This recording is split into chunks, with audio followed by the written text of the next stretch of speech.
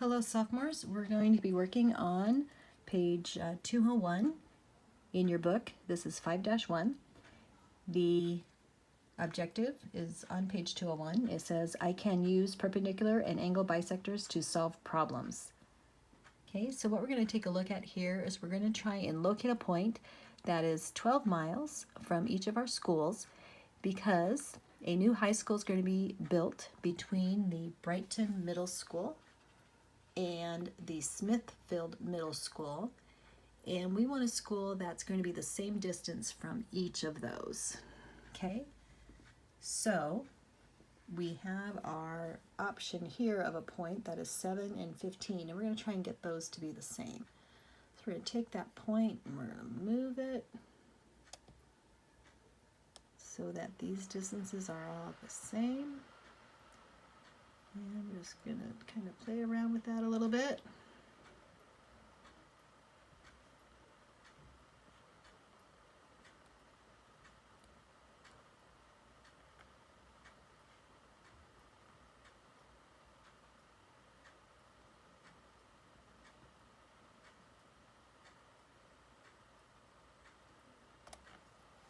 Okay, we're really close right there.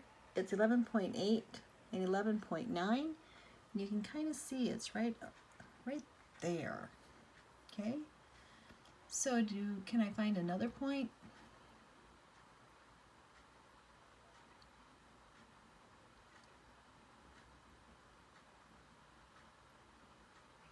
There, they're both 12. So there you can see I have a 12 and a 12.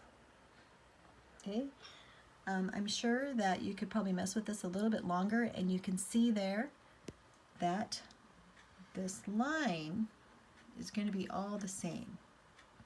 And that's going to be the perpendicular bisector between these two schools. Okay, so remember we said a perpendicular bisector is where the segment's going to hit that line and also be perpendicular to the line. So any point along the perpendicular bisector will create equidistances from this point. So if we just could pull that so it would stay in the middle, those points would be pretty close to being the same. Here you can see we're looking at the midpoint, 9 and 9. So if I just keep it on that general path, those are all going to basically be really, really close. You can kind of see that. If I keep it along that straight line path, all those segments are going to be about the same. Okay, so that's what we're looking at today. Where could that school be located? So anywhere along this path is where we'd want to maybe build that new high school. Okay, so looking at how the model looks, we're going to go in here. And of course, so then if we want to find all those points, we would then just go ahead and bisect that particular segment. So how would we do that? Well, we'd start drawing equal arcs, creating those points, and then just connect those points.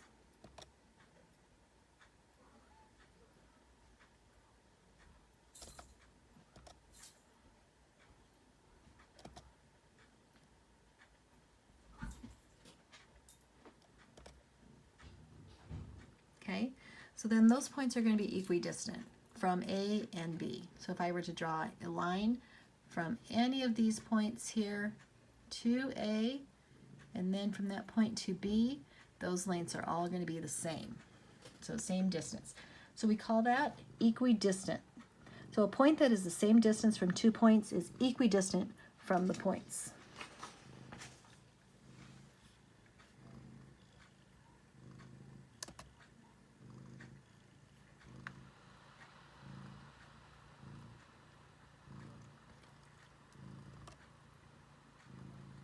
So then this is called the perpendicular bisector theorem.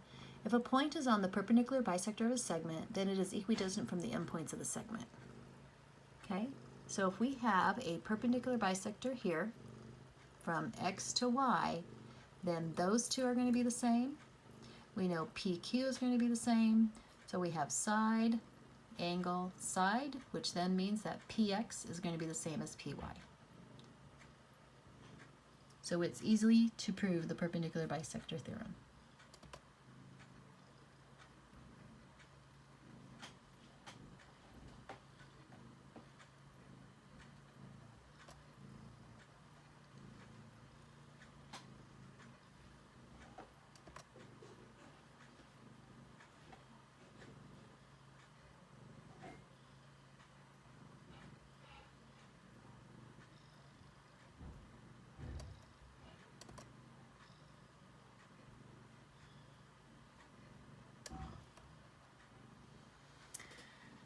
So here is the actual proof of the perpendicular bisector theorem. You can see that we have given that L is the perpendicular bisector of xy. So you can see it drawn there.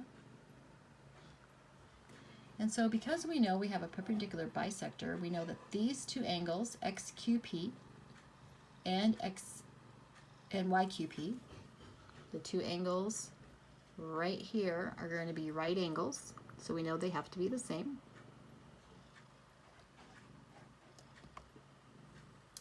So all right angles are congruent.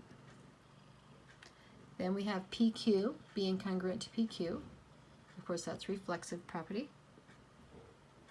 And then we have XQ congruent to YQ, and that was by definition of the perpendicular bisector. And then, of course, we know then that we have side angle side for our two triangles, side angle side and side angle side. So therefore, PX is going to be congruent to PY by the CPCTC.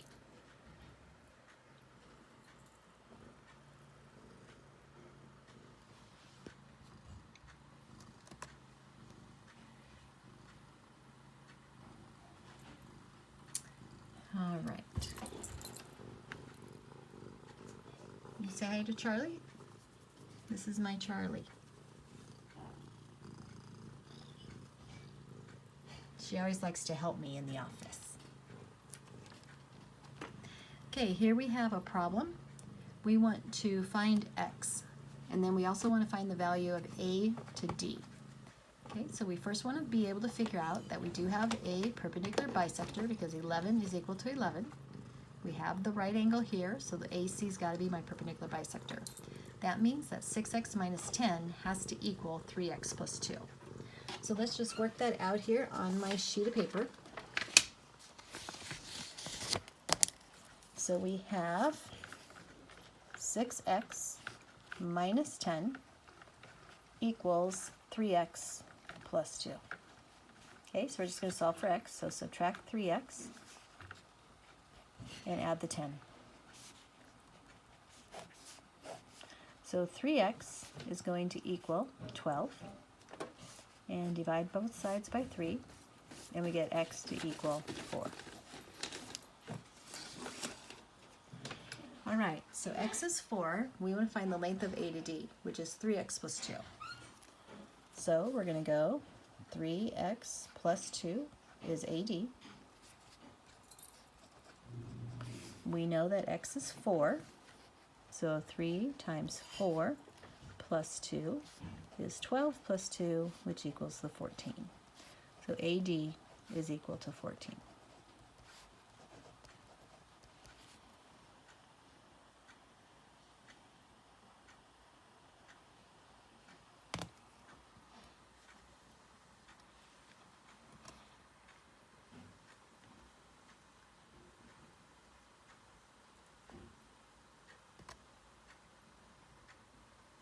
Let's try an additional example. Okay, so in this example, we know that these two sides are both 11. We know we have a right angle, so this has to be a perpendicular bisector then. So we want to know then, how long is F to G? Well, it's got to be the same as this side, E to F. So that means F to G has to be 6.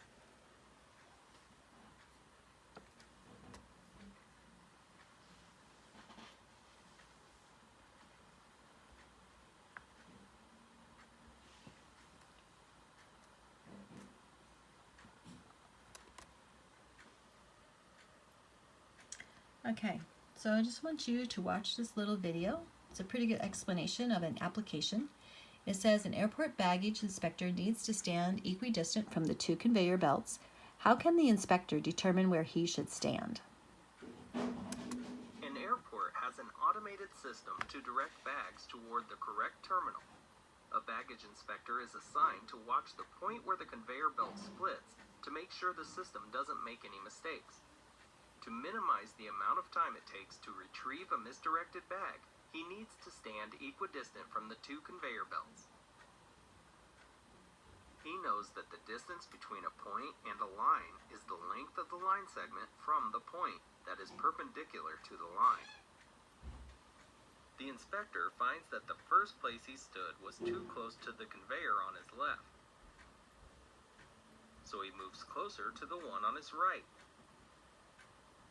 He notices that when he's standing about the same distance from either conveyor, the 2 points he's measuring to are about the same distance along each conveyor belt. So, to find another place to stand, the inspector picks 2 other points the same distance along the conveyors and finds the intersection of the lines perpendicular to the conveyor belts at those points. He notices that the points equidistant from the 2 belts appear to be collinear, and the line through them appears to bisect the angle formed by the conveyor belts. The baggage inspector marks the angle bisector with a line of tape on the floor, reasoning that as long as he stands over the tape, he will be equidistant from the 2 conveyor belts.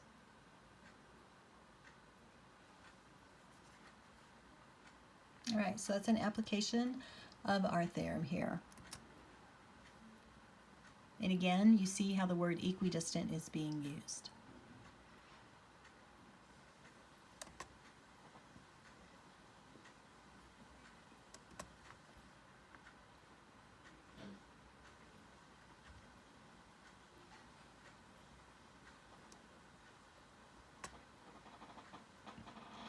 So here's the theorem that's related to that picture.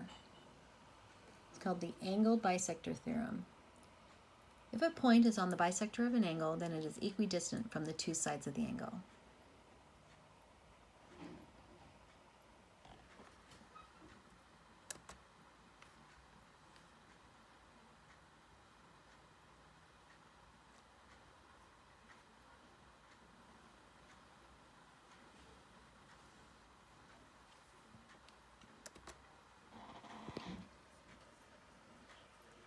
So here's my picture.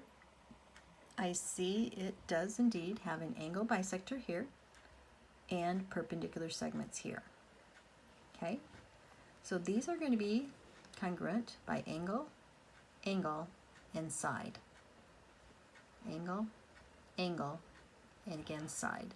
So we have these 2 triangles congruent by angle, angle, side.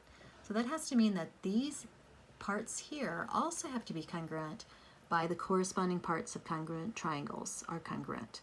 So again, to find the length from K to L, we're going to set these 2 parts equal to each other and solve for x, and then go back and find KL. So 2x plus 3 is going to equal the 4x minus 11.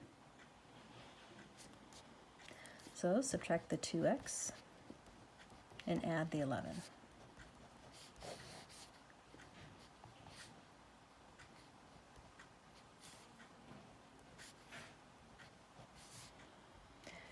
Three plus 11 is 14. Now divide by the 2, and x will equal 7. Now remember, we were really looking for KL.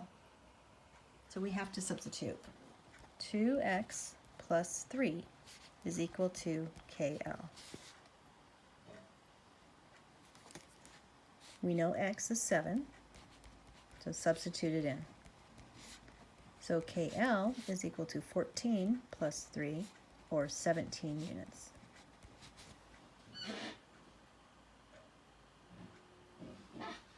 So each of those segments, KL and LM, are going to be 17.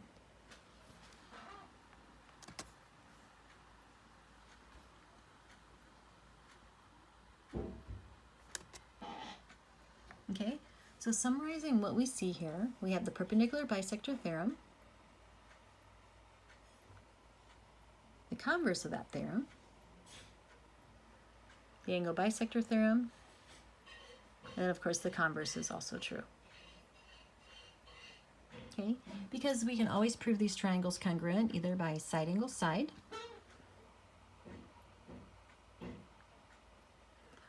or we could also use the angle angle side. All right, so good luck with your homework, and we'll see you on Monday.